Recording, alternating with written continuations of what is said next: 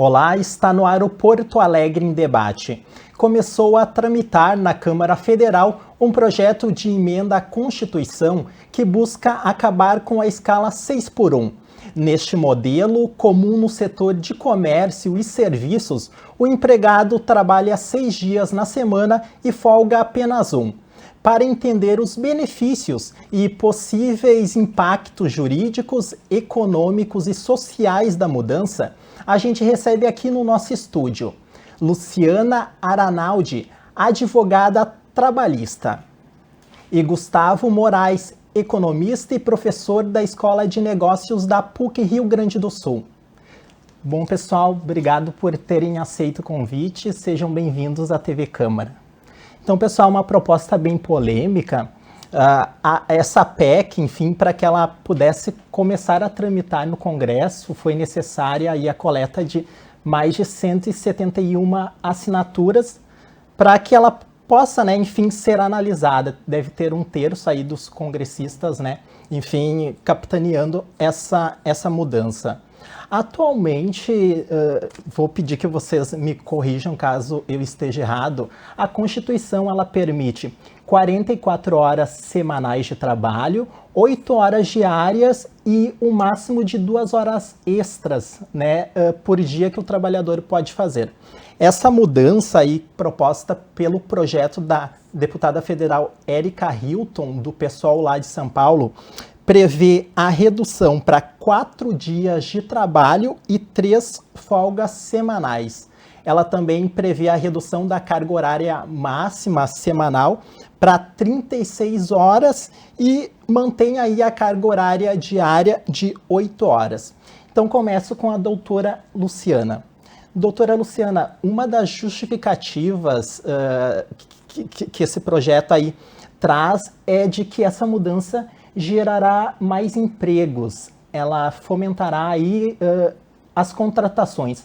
Tua visão quanto a essa justificativa e plausibilidade aí deste argumento da deputada, doutora? Tudo bem, é um prazer estar aqui de volta na TV Câmara, né? Então também te cumprimento o colega Gustavo. Realmente é um tema extremamente polêmico. E essa questão que envolve, né, a possibilidade de outros postos de trabalho, se a gente analisar, quando vocês me convidaram para fazer parte desse debate, eu fui pesquisar, fui ler, né, sobre os projetos que foram implementados em outros países e o que se percebeu num projeto piloto que foi feito com algumas empresas, especialmente no Chile, em Portugal, no Japão já há um tempo, uma jornada reduzida já acontece. O que se percebeu a longo prazo é que não teve necessariamente um aumento de postos de trabalho, mas que a jornada extraordinária virou mais uma regra, né? Então, o que eu penso assim num primeiro momento? E isso eu te falo, tanto como advogada trabalhista, quanto como empregada, que trabalhava na condição de professora, contrato de professor, que tem uma jornada reduzida. A nossa jornada é uma jornada de 40 horas por lei, ela não é uma jornada de 44. A gente sabe que a Constituição traz o teto da jornada, né? Algumas outras profissões têm jornada de trabalho reduzida, no caso do professor universitário é uma jornada de 40 horas semanais. Eu trabalhei sempre em jornada 5x2. Na nossa profissão, e eu conversava com o Gustavo um pouco assim antes, né, do programa iniciar, a gente conversa sobre os desgastes e a necessidade de eventualmente buscar outras, digamos assim, outros projetos ou outras vinculações para a própria complementação de renda, né? Então, respondendo mais objetivamente a tua primeira pergunta, será que isso vai aumentar o número de postos de trabalho? Eu tenho, sinceramente, as minhas dúvidas. Pelo estudo, né, que já foi elaborado, pela análise de profissionais que estão acompanhando esses projetos pilotos fora do país, A conclusão que se chegou até o primeiro momento é de que não há um aumento, né, um implemento de maior número de vagas de emprego. Né? Essa é uma resposta objetiva. Agora, tem outros desdobramentos que a gente pode falar, do impacto na saúde do trabalhador, na movimentação da economia, se isso vai movimentar outros setores da economia, os trabalhadores terem mais tempo, né, de lazer, se o consumo vai ser também, digamos assim, né, aumentado. Isso aí, acho que é para uma outra, acho que no decorrer do nossa... Exato, né? Daqui a pouquinho a gente vai abordar esses pontos, doutora. Agora eu gostaria de conversar com o professor Gustavo. Professor, um estudo aí da Organização Internacional do Trabalho, a OIT, feito em 169 países, né? Mostrou aí que a média de horas trabalhadas nesse rol aí de 169 países foi de 40 horas. No Brasil, esse estudo apontou cerca de 39 horas semanais trabalhadas. Bom, esse montante aí ele é maior do que de países desenvolvidos como Estados Unidos, Itália, França, Alemanha e Reino Unido, e menor que o de nações em desenvolvimento, como China, Chile, Colômbia, México e Índia. Professor, também faço o mesmo questionamento. Tu acredita que caso essa proposta ela passe lá no Congresso, ela pode realmente gerar mais empregos como é, enfim, o objetivo aí da autora da proposta, ou pode ter aí um efeito contrário, talvez os empregadores, aí as empresas virem a realizar demissões porque não querem, enfim, ter a margem de lucro reduzida? Qual a tua visão quanto a isso? Perfeito, Gilberto. Um prazer estar aqui com vocês mais uma vez, participação junto com a doutora Luciana, uma saudação para quem está nos assistindo. Na verdade, existe uma possibilidade muito peculiar, né, muito rara, né, nesses vários países que adotaram jornadas de trabalho reduzidas, de criação de empregos, mas também concomitante à redução de renda. Então, o trabalhador ele tem uma entrega a ser feita para a empresa contrata o trabalhador na expectativa da realização de um produto, de um trabalho, né? E na medida que você reduz a possibilidade desse trabalhador, né, exercer a sua função, por exemplo, regulamentando as horas de trabalho, a gente pode até imaginar uma situação em que se gere sim mais empregos. Essa situação foi raríssima no mundo, especialmente nos países que têm, né, o nível de desenvolvimento que o Brasil tem, como já pontuado aqui, por exemplo, o Chile, por exemplo, a Colômbia, mas, né, é possível diante de uma redução de salário. Então, né, ainda que haja uma criação de empregos, provavelmente nessa situação, e repito, uma situação que provavelmente será rara, né, nós teríamos concomitante, paralelo a isso, uma redução dos empregos, do salário, né, associado a esses empregos.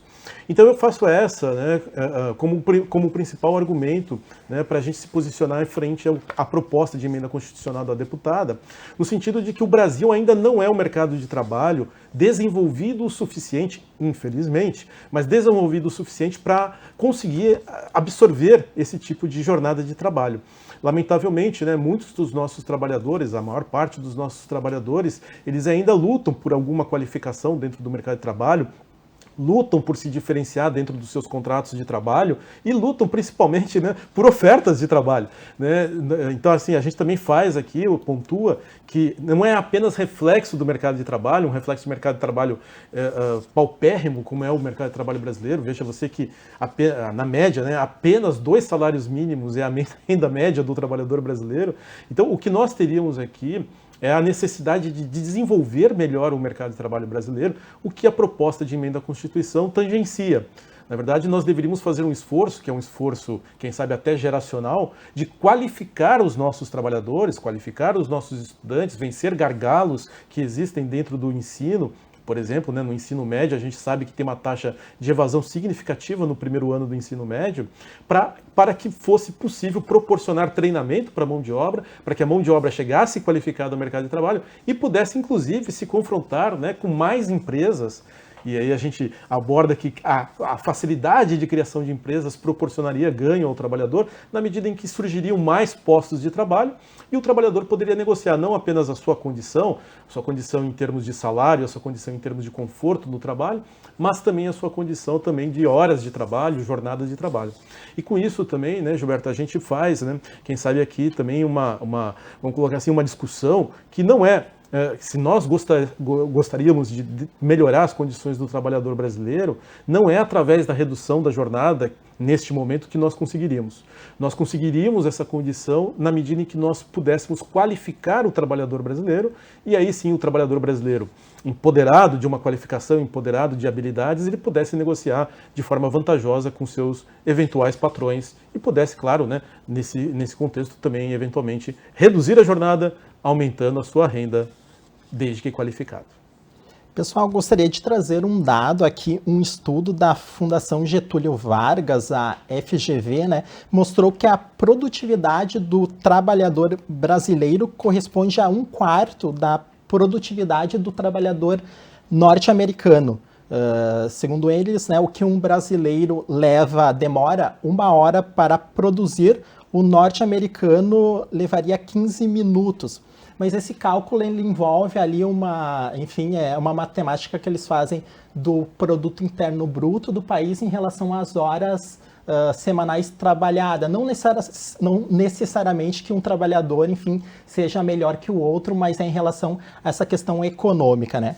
Gostaria de perguntar para a professora, para a doutora Luciana. Doutora, questionado, enfim, o ministro do Trabalho alegou que essa questão deveria ficar a cargo das convenções coletivas, das negociações entre os sindicatos dos trabalhadores e os sindicatos patronais. Mas, doutora, atualmente a gente vê os sindicatos dos trabalhadores com uma força reduzida. Enfim, a gente sabe que ao longo da história os sindicatos, as organizações sindicais tiveram muita força, mas atualmente a realidade é outra. Algumas categorias não conseguem muitas vezes nem o reajuste anual, enfim, o dissídio que cubra a inflação. É um desafio para os sindicatos. Tua visão, é possível deixar essa questão a cargo dessas negociações coletivas, como a senhora comentou, né? Os professores têm essa carga horária de 40 horas, podemos citar aí, por exemplo, jornalistas, que é uma carga horária de 30 horas semanais. Enfim, cada categoria busca aí o que acredita ser melhor para ela. Tua visão quanto à força aí das negociações coletivas, doutora? Pois Gilberto, é uma excelente pergunta, porque realmente, né, depois da reforma trabalhista em 2017 e todas as questões que envolveram, né, a contribuição sindical, o sistema, né, de imposto sindical, se teve uma fragilidade. A gente não pode ignorar que o sistema sindical como um todo sofreu um grande impacto. E a gente tem que fazer uma diferença daquilo que se estuda e daquilo que efetivamente é na prática. Então, vamos pegar um exemplo do Sindicato dos Professores, que representa uma categoria profissional que é bem estruturada. Até aqui no Rio Grande do Sul, o Sindicato dos Professores é muito bem estruturado. A gente discute algumas questões envolvendo o pagamento de hora-atividade, que é aquela hora que envolve a preparação das aulas. Nós não conseguimos colocar isso na nossa convenção coletiva. E é um sindicato extremamente representativo. Vamos fazer agora um pensamento de sindicato do comércio, o sindicato dos bancários, que também são sindicatos bastante atuantes. A grande discussão, a possibilidade de fazer frente a esses empregadores e conseguir efetivamente vantagens para as suas categorias profissionais, no mundo ideal ela não acontece como a gente analisa na literatura. Porque, em tese, o que nós temos? Nós temos um sistema no Brasil que ele não se compara com o sistema norte-americano ou com o sistema londrino, da Grã-Bretanha, ou até mesmo alemão, em que a maioria das normas trabalhistas, elas nascem das convenções coletivas. Isso não é cultural para nós. A cultura da negociação coletiva, ela não está totalmente introjectada no mesmo grau que nós temos nesses países de cultura, né, norte-americana ou anglo-saxã. Então, o que me parece? Num primeiro momento, quando eu estava lendo sobre o assunto e acompanhando muito o debate, eu pensei o seguinte: será que precisaria mesmo de uma emenda constitucional ou a gente conseguiria fazer essa redução através de negociação coletiva, de acordos coletivos com as empresas, de convenções coletivas? E aí a gente percebe, pela nossa própria representatividade da nossa categoria profissional, os grandes óbices que todo o sistema se apresenta. Há um grande medo, digamos assim, né, do empresariado de que a diminuição dessa jornada de 44 horas vai levar um impacto muito grande no custo operacional das empresas, na economia de uma forma geral. Mas a gente não pode olvidar que nós hoje lidamos, né? Nós temos uma realidade totalmente diferente da realidade de 40 anos atrás. A revolução tecnológica mudou as relações de trabalho, isso de uma forma geral, e eu posso falar da minha categoria profissional, porque a nossa categoria também foi igualmente impactada, né? Por toda essa revolução, e as pessoas estão mais cansadas. As pessoas estão mais cansadas, as pessoas estão mais conectadas. Se aumentou consideravelmente o número de doenças profissionais ligadas às questões mentais e psicológicas, né? A gente não tem dúvidas de quanto uma jornada de 6 dias de trabalho por um dia de folga, que na verdade, nós temos sistemas de compensação de jornada que poderiam ser 5x2, ou até mesmo, né, dentro de alguns limites, o banco de horas poderia ser 4x3. O prejuízo que essas pessoas têm na sua própria existência, tanto que a gente fala da questão do dano existencial, de pessoas que não conseguem acompanhar uma atividade do filho no colégio, que não consegue, né, ter vida social, e isso ocasiona danos de ordem imaterial. Essas pessoas não têm tempo, eventualmente, vamos pegar quem trabalha em comércio, quem trabalha em shopping center, né? Eu tive já uma menina esses tempos, eu estava numa loja, ela falou alguma coisa, que ela estava de plantão num determinado dia, ou ela ia trabalhar num determinado dia, ela dizia assim: é muito ruim quando a gente tem folga na segunda-feira. Por quê?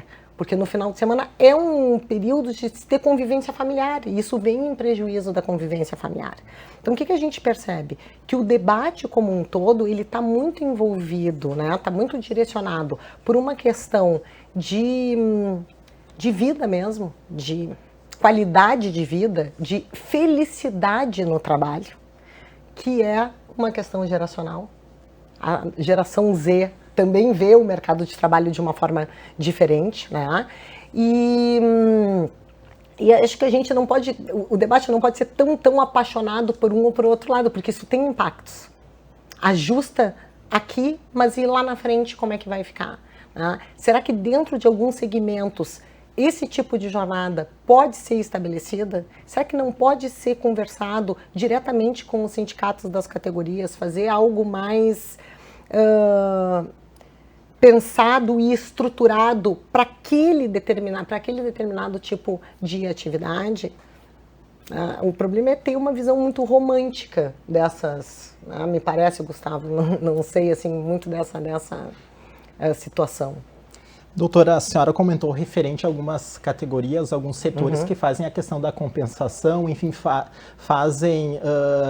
dão a possibilidade do trabalhador trabalhar alguns minutos cada dia na semana para folgar sábado e domingo. É muito comum isso na indústria, a gente vê bastante na indústria, os trabalhadores trabalham de segunda a sexta e folgam sábado e domingo porque conseguiram compensar essa carga horária que seria executada no sábado, né, durante a semana.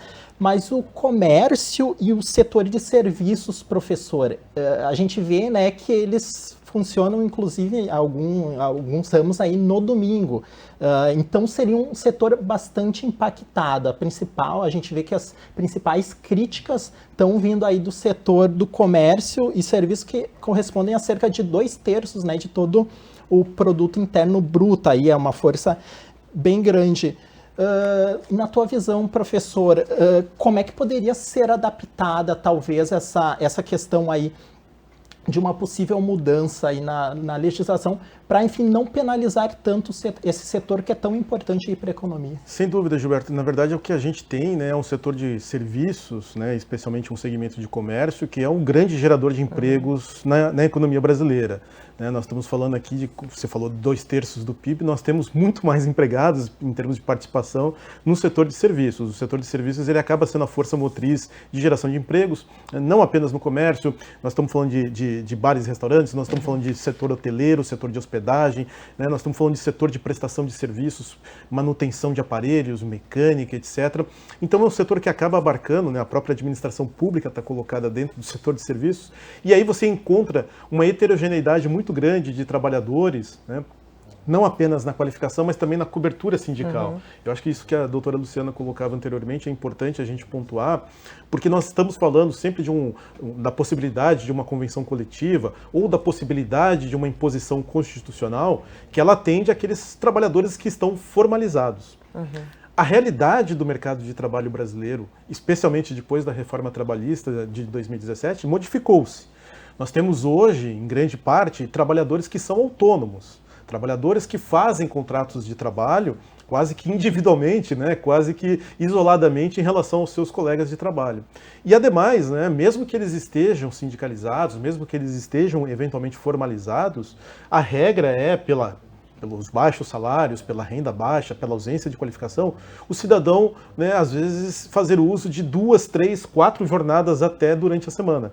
Então ele não tem um único contrato de trabalho, ele tem os chamados bicos, né, ele vai fazendo aqui e acolá uma defesa da renda familiar dele, né, e muitas vezes, Gilberto, eu acho que isso é importante colocar, o próprio trabalhador acaba optando por uma jornada, às vezes, 7/0, 6/1, né, se não no seu trabalho principal, nos trabalhos que vão auxiliar a complementação de renda. E isso, inclusive, é importante frisar, né, envolve até mesmo aqueles que já estão aposentados. Né, eles já estão aposentados no Serviço de Previdência Pública geral e ainda assim optam por jornadas de trabalho adicionais. Então, a nossa posição é uma posição de que, na verdade, o ponto central da questão está na vulnerabilidade do trabalhador. Eu insisto, né, a qualificação do trabalhador acaba determinando o quanto ele pode ou não negociar, né? E muitas vezes, mesmo com a cobertura sindical, eu vou pegar o exemplo também dos bancários, os bancários têm uma jornada de 30 horas, mesmo com uma cobertura sindical, ele ainda assim opta por complementações, né, outras jornadas para complementar a sua renda. E é muito interessante você trazer na tua pergunta, né, o exemplo dos Estados Unidos, da economia americana, e não é só em relação ao Brasil que a economia americana se encontra num alto índice de produtividade. Né? Se nós pegarmos o estado mais pobre dos Estados Unidos, o Mississippi, né, que tem a menor renda per capita nos Estados Unidos, esse estado tem uma renda per capita, entretanto, superior ao do Reino Unido, né, a da Coreia do Sul, né, inclusive, claro, né, do Brasil. Então, nós temos assim condições diferentes dentro da economia mundial, espaços de produção que estão distribuídos de forma desigual na economia mundial e que refletem a produtividade dos trabalhadores. Veja você, né, a Alemanha e a Coreia do Sul foram países que iniciaram esse debate da jornada 4x3, alegando que os trabalhadores poderiam ter mais tempo de lazer, poderiam eventualmente consumir mais com suas famílias, né, vencendo esse problema psicológico da não convivência familiar. E mesmo assim, nós estamos falando de economias que são altamente industrializadas, altamente robotizadas, não é à toa que a Alemanha e a Coreia do Sul têm uma matriz industrial ainda muito forte, né, e que serve a um tipo de trabalhador. Não são todos os trabalhadores que, infelizmente, estão acessíveis a esse tipo de situação de jornada de trabalho. Então eu vou colocar, né, que não apenas o setor de serviços teria um grande impacto, mas eu acredito que até o próprio trabalhador se veria dentro de um grande impacto. Eu vou pegar uma outra regulamentação do mercado de trabalho, para a gente ampliar a polêmica aqui, que é o salário mínimo. Muitos trabalhadores, tentando se formalizar, eles são, né, então, portanto, aos seus patrões, contratados ao salário mínimo. Mas muitas vezes os seus próprios patrões não se convencem de que aquele trabalhador vale a pena ser contratado, né, pela sua qualificação, pela sua entrega, etc., ao salário mínimo. E aí nascem os contratos de trabalhos informais, trabalhadores que muitas vezes estão recebendo menos do que o salário mínimo, estão expostos a todo tipo de vulnerabilidade, não têm a cobertura dos benefícios sociais, né, decorrentes da assinatura de uma carteira de trabalho, E, portanto, né, volto a insistir, a nossa grande discussão, o que a economia americana, o que a economia alemã, o que a economia sul-coreana tem, que nós não temos, que nós não amadurecemos ainda no mercado de trabalho brasileiro, foi, né, a qualificação dos trabalhadores e a possibilidade desses trabalhadores, portanto, negociarem, mesmo que individualmente, negociarem de uma forma favorável o seu contrato de trabalho. Doutora, o professor tocou num ponto importante, a questão da informalidade.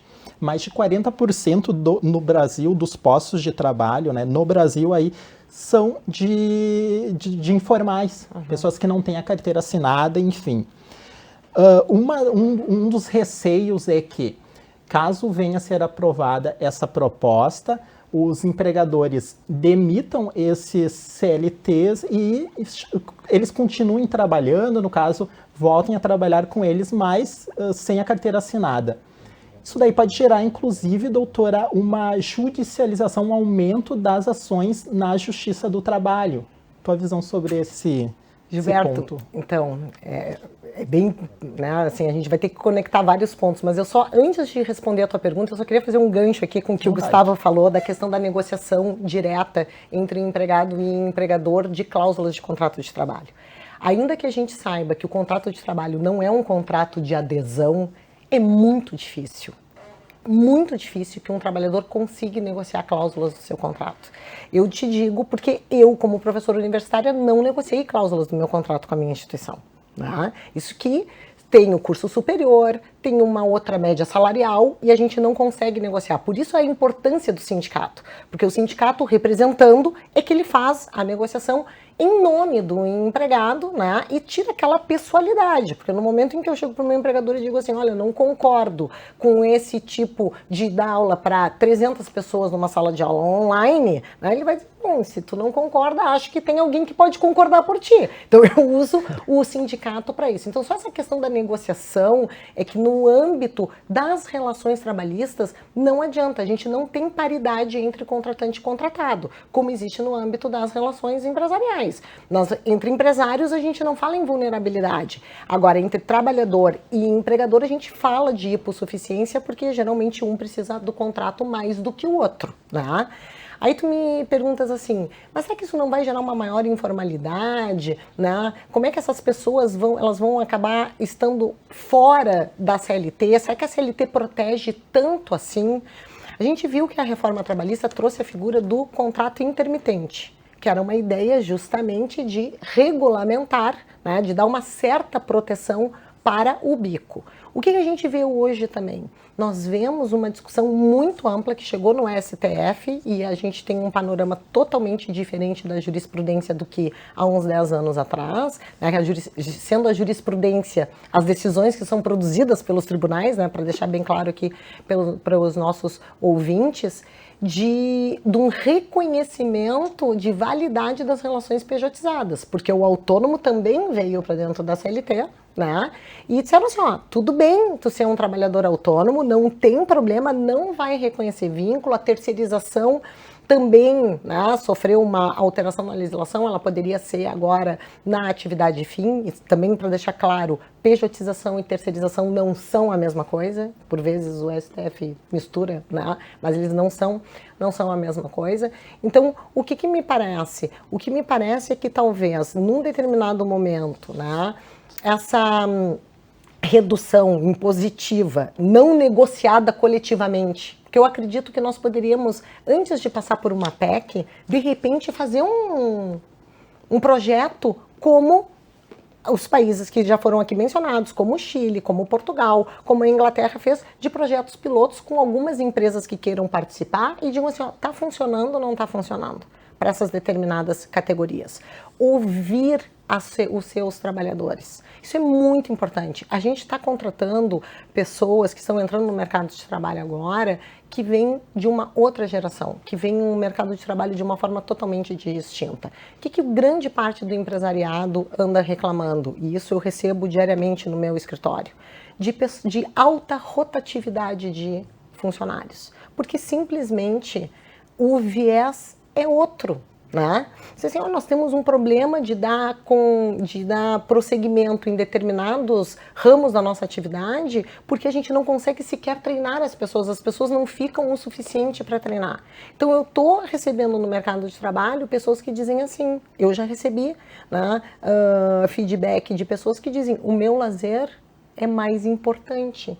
É importante eu ter lazer. Como é que é o trabalho no escritório? Quantas horas se trabalha? Eu não quero trabalhar nos finais de semana. Então a gente tem um panorama que é distinto.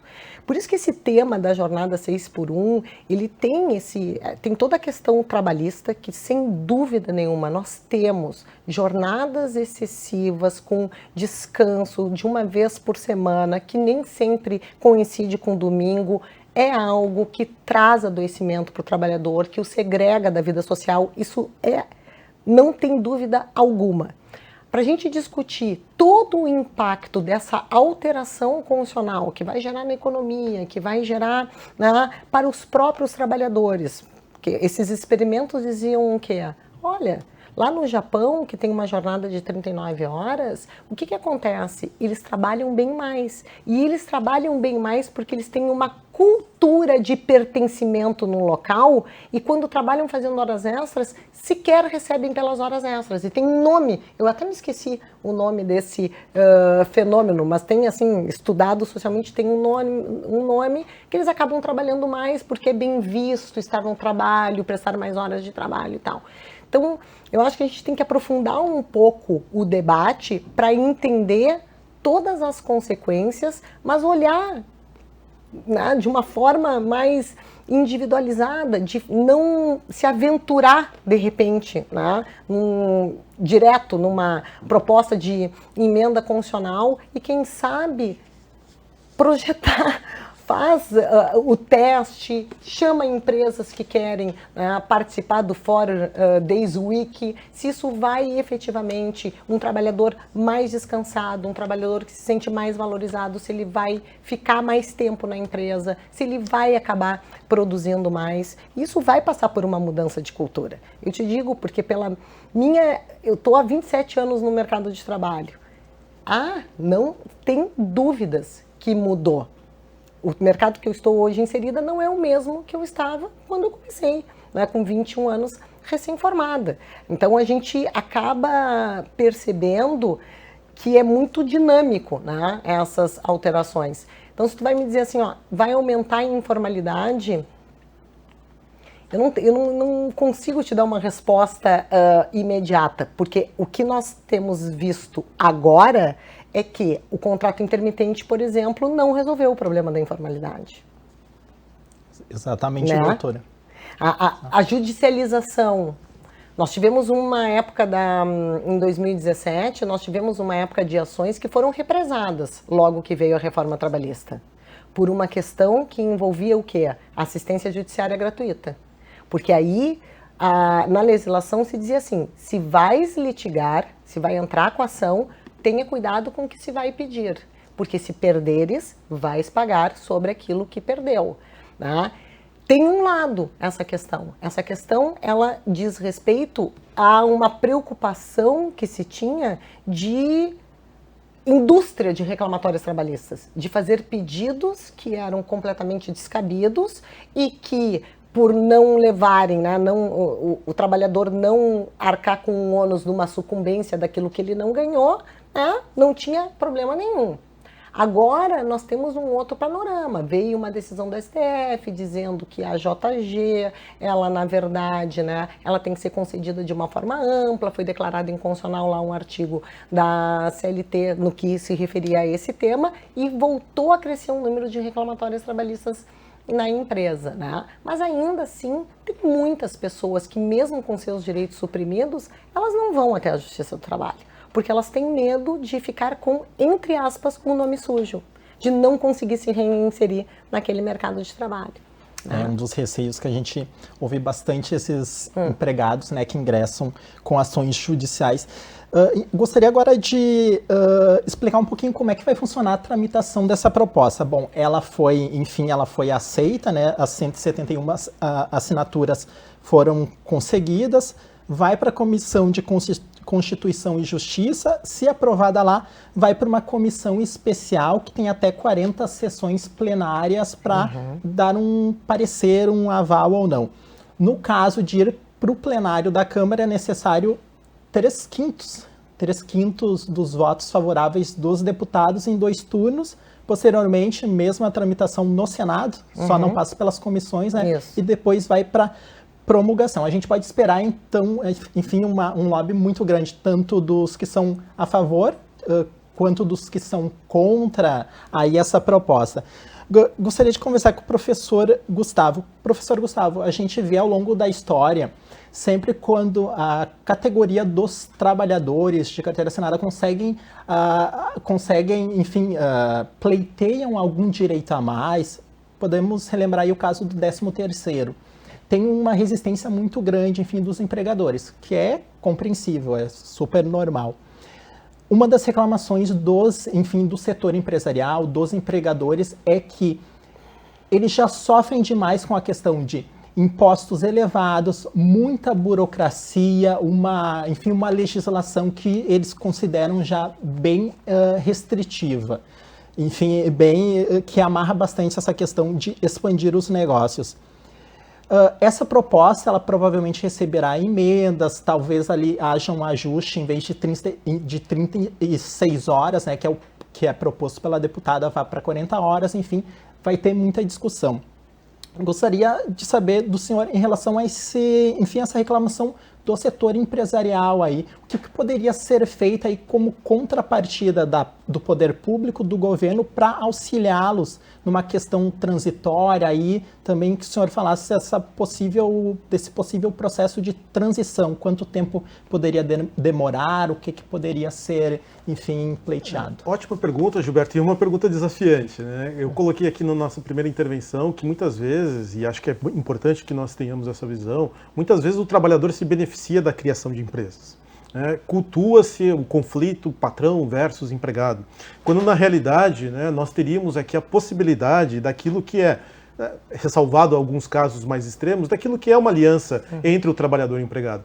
O bancário se beneficiaria do fato de terem muitos bancos, né? Vários bancos gostariam de te contratar enquanto bancário, você poderia negociar condições melhores de trabalho, condições melhores de salário, né? O garçom, eventualmente, ele se beneficia do fato de terem muitos restaurantes. Vários restaurantes iam brigar pela sua contratação e você poderia, portanto, negociar condições melhores tanto de trabalho quanto de salário. Então é importante que nessa discussão a gente não tenha essa esquizofrenia, né, do bem contra o mal, do mal contra o bem, e sempre, né, observarmos que é tão importante o bem-estar do trabalhador quanto é bem importante também o funcionamento da economia. Uma coisa depende da outra. Nós não podemos fazer com que haja permanentemente esse conflito trabalho-capital, porque os dois dependem, né, de si. E mais importante, né, Gilberto, quando a gente fala de tramitação e eventuais prejuízos à categoria de empresários ou, né, benefícios que seriam somente dos trabalhadores, é importante que a gente mencione que a tramitação, né, ela tem uma miopia. A miopia, ela decorre de alterações que aconteceram no mercado de trabalho, e a proposta da PEC, como ela está redigida na atualidade, ela serve para um mercado de trabalho que, como bem pontuou a doutora Luciana, talvez pudesse ser a regra há 10 anos atrás, há 15 anos atrás. Hoje você já tem transformações dentro do mercado de trabalho, tanto do super qualificado quanto daquele que tem baixa qualificação, que já não fazem tanto sentido. A PEC está conversando por uma categoria de trabalhadores, né? Hoje nós temos 37 milhões de trabalhadores com carteira assinada, ela está falando por uma categoria de trabalhadores ali de no máximo 15, 20 milhões de brasileiros, né? E a grande parte dos brasileiros em idade ativa, ou, né, são estatutários, casos de funcionários públicos, ou estão na informalidade. Então, seria importante que nós, ao redigirmos e nos preocuparmos com leis relativas ao mercado de trabalho, nós nos preocupássemos com o atendimento dessas novas realidades. Por exemplo, no Brasil, né, quem tem emprego CLT, quem tem emprego de carteira assinada, é aquele que tem acesso, regra geral, a planos de saúde. Ser demitido muitas vezes significa abrir mão do plano de saúde, né, e você pressionar ainda mais o sistema público de saúde, o SUS, né, com atendimentos ocasionais, atendimentos também emergenciais. Talvez pudesse ser pensada uma forma de, não sei, cooperativa, uma forma de integração de profissionais informais ou profissionais pejotizados que pudesse, por exemplo, atender o bem-estar deles na forma de um plano de saúde ou na forma de algum tipo de assistência à saúde, assim como na educação.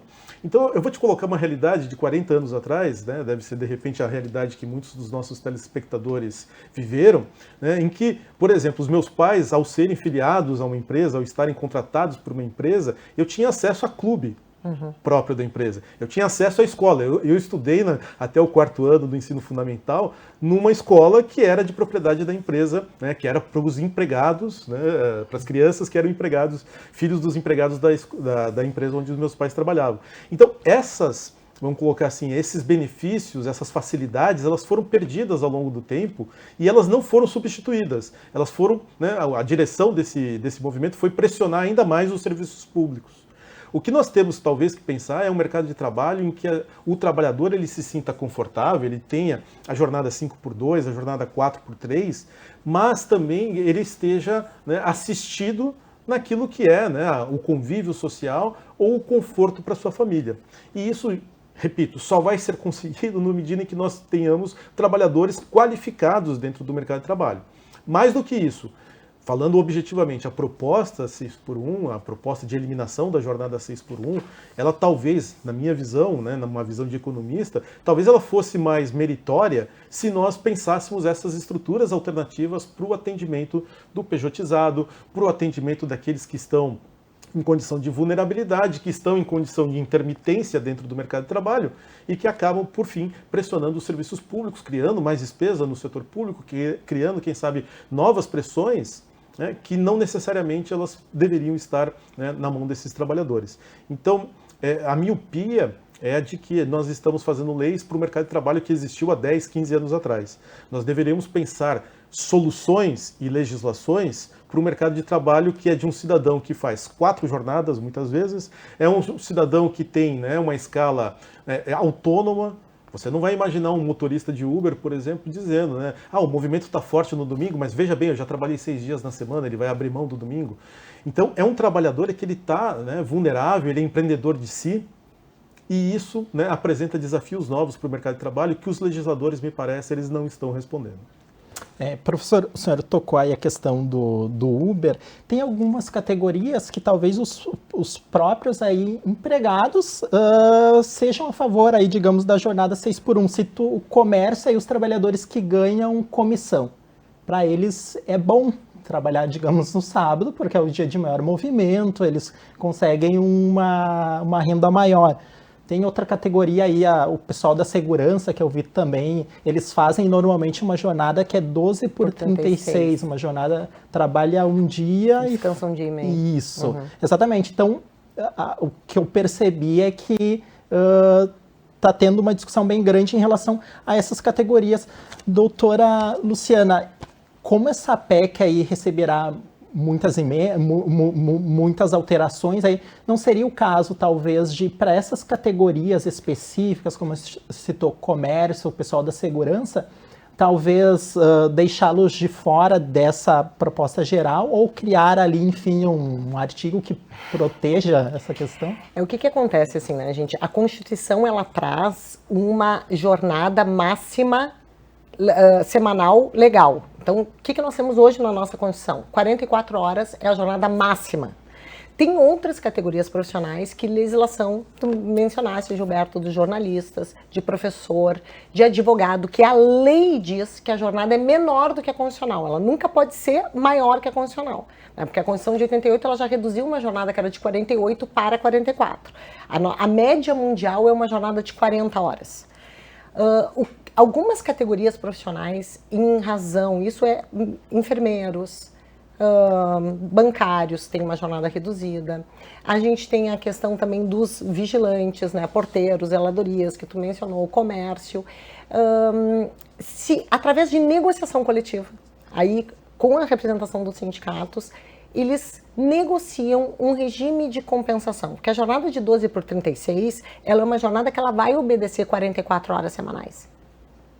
Eu trabalho 12 e o que a lei diz? né, de uma forma geral, para o trabalhador urbano médio, digamos assim. Tá? Porque é isso que a legislação faz. A legislação ela prevê para todos os trabalhadores. E aí, para os específicos, vem o sindicato e negocia. Então, para todos os trabalhadores é o seguinte, tem que trabalhar 8 horas por dia. Tá? E trabalhar 8 horas por dia se fixou pelo seguinte, porque a gente pensa num sistema dos 3 8s. 8 horas de descanso, 8 horas de lazer e 8 horas de trabalho. Essa é a lógica das 8 horas diárias. Bom, mas eu não quero trabalhar no sábado. Eu posso trabalhar 8 horas e 48 minutos por dia? Eu posso fazer essa compensação? Que a maioria dos países que adotaram a jornada 4x3, especialmente a Bélgica, até eu estava lendo, ela tem uma jornada de 9,5 horas diárias. Se compensa, né? Ela fica com uma média 40 horas, se trabalha nesses 4 dias quase 10 horas para ter um dia a mais de descanso. Né? Então, o que nós temos? Atualmente a gente pode, um trabalhador ele trabalha 7h20 de segunda a sábado, ou ele trabalha 8h48 para folgar no sábado. Tem um limite que no máximo são 10 horas por dia, mas os vigilantes podem trabalhar 12, desde que eles descansem 24 mais 12, que dá 36, mas que na semana não ultrapasse de 44 horas semanais.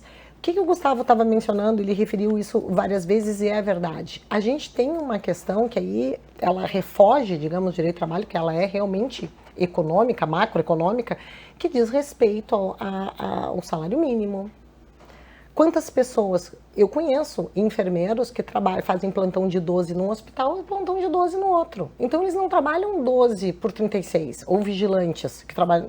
Não, eles têm 2 empregos. Então é 12 por 12 por 12 por 12. A jornada semanal não é de 44, é de 88.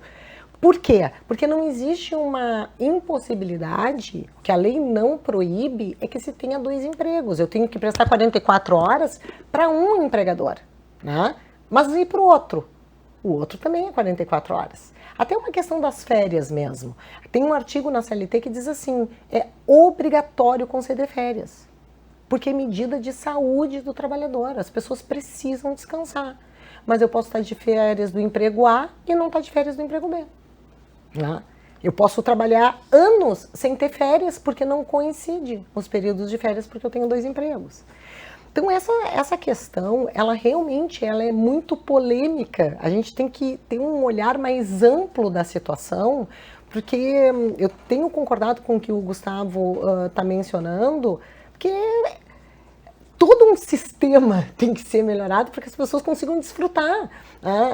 Quando eu dava aula de direito do trabalho, e hoje eu dou aula de direito empresarial também, Gustavo, eu costumo muito falar nas aulas. O direito do trabalho e o direito empresarial são os lados inversos da mesma moeda, porque o capital não existe sem o trabalho não existe sem o capital. A gente tem dentro do direito do trabalho um princípio que se chama princípio da preservação da empresa, porque eu tenho interesse que a empresa continue para gerar empregos, para pagar tributos, né? Só que a gente percebe que existem algumas atividades que são mais predatórias. Essa é a questão. Né? E todo esse movimento, eu fui dar uma pesquisada, todo esse movimento no Brasil surgiu através, olha o que é o tamanho do alcance das redes sociais. Ele surgiu através de um balconista de uma farmácia que foi convocado para trabalhar num dia de folga e ele faz um vídeo no TikTok. E ele faz um vídeo no TikTok dizendo assim, ó, não dá mais, eu não tenho vida, eu não sou casado, eu não tenho filhos, mas é absurdo, eu faço isso por um salário mínimo. E esse vídeo alcançou um número gigantesco de visualização, números, não sei quantos milhões de assinaturas, mais de 2 milhões de assinaturas para essa proposta e gerou todo esse debate. Então talvez a gente vá ter que mexer muito, né, para que efetivamente se proteja aquele que faz a máquina funcionar. Exatamente, esse rapaz é inclusive de Porto Alegre, né, doutora? Não recordo agora exatamente o nome dele, mas é daqui da cidade. Pessoal, tá chegando ao final aqui nosso programa. Infelizmente a gente tinha muitos outros pontos para debater, mas não vai dar tempo. Então vou deixar um minutinho aí para cada um de vocês fazerem as considerações finais. Professor Gustavo. Em primeiro lugar, agradecer aqui o debate com a doutora Luciana, agradecer a atenção do nosso telespectador e ressaltar, né, nós estamos fazendo aqui uma discussão sobre uma proposta de emenda constitucional que me parece, né, que não ataca os pontos principais da vulnerabilidade no mercado de trabalho do trabalhador brasileiro. A jornada 6x1, ela está, no contexto brasileiro, ela está adequada quando a gente compara com outros países similares ao Brasil, de renda similar ou de produtividade similar ou capacitação do trabalhador similar. Então, a ótica que eu vejo dentro de uma transformação do mercado de trabalho brasileiro, de uma melhor, né, condição do trabalhador dentro do mercado de trabalho brasileiro, ela é voltada não para o contrato, a jornada, mas antes para as condições de trabalho. As condições de qualificação desse trabalhador, as condições inclusive de qualificação permanente, porque nós podemos pensar inclusive uma jornada 6x1 que contenha em suas horas qualificação. Né? Muitas empresas fazem isso, especialmente de empresas de trabalhadores qualificados, podem pensar a jornada 6x1 tendo um módulo de qualificação obrigatório, ou, né, de implemento, de incremento da produtividade ou implementação de novos processos dentro da firma. Então, a proposta de emenda constitucional me parece míope aos verdadeiros problemas, né, que o trabalhador brasileiro enfrenta. E ressalto, nós estamos passando por uma fase em que o trabalhador ele acaba sendo o contrato de si. Ele faz o contrato independente de outros trabalhadores, ele não consegue reunir massa como um sindicato reúne, na medida em que ele vai à informalidade ou ele vai à pejotização, ele elabora o contrato por si. Então, criar mecanismos para que ele tenha uma negociação mais favorável, criar atividade econômica para que ele tenha uma negociação mais favorável, me parece que é o centro de uma melhora efetiva do mercado de trabalho. Perfeito, Muito obrigado, professor. Doutora Luciana? Então, sobre o meu, assim, do meu ponto de vista, eu acho que a gente tem que perceber o seguinte, que efetivamente, né, desenvolver atividades no mercado de trabalho, no âmbito das suas atividades, das empresas em que está, o conceito de felicidade, de trabalhar com prazer naquilo que se faz, de produzir, está muito ligado a um bom ambiente, né? E talvez, pessoal, só assim a título de reflexão mesmo, uma jornada que um empregador que se preocupe um pouco mais com a vida pessoal do empregado, né? Mas que seja mais honesto, digamos assim, né? Nas suas dificuldades, que abra um pouco mais a questão, digamos assim, Gustavo, tu agora estava falando e eu fiquei pensando, né, enquanto estava fazendo a fala, né? A negociação, dizer também quais são as necessidades da empresa, o que se espera, né? Ser um pouco mais, não tão rígido, ser um pouco mais flexível, quem sabe assim, talvez tirar um pouco, né, a mão do chicote. Pode ser que a pessoa dê um resultado surpreendente, pode ser que ela produza um pouco mais. Então a gente tem que, aos poucos se vai mudando essa cultura, eu acredito, né? Os medos de mudanças, eles aconteceram no decorrer do tempo. Tu trouxesse o mesmo exemplo lá do 13º e da própria flexibilização dos 48 para 44, mas da minha experiência, o que eu percebo? O trabalhador que está mais descansado, né, ele acaba ficando mais tempo na empresa, ele acaba produzindo um pouco mais, mas esse cenário ele precisa de muita discussão. Então, será que é através de uma redução condicional de uma jornada de 36 horas ou a gente pode fazer isso negociando direto através de sindicatos? Aqui fica a minha pergunta, porque eu também estou refletindo sobre o ponto. E era isso que eu queria deixar de reflexão final e agradecer mais uma vez o convite e a participação junto com o professor Gustavo. A gente agradece, obrigado, doutora. Bom, pessoal, Porto Alegre em Debate de hoje fica por aqui. Obrigado pela audiência de vocês. Vocês podem conferir este e outros programas, né, produzidos pela TV Câmara Porto Alegre no nosso canal no YouTube. E mais informações aí do Legislativo é só acessar o site da Câmara Municipal de Porto Alegre. Muito obrigado pela sua companhia e até semana que vem. Tchau.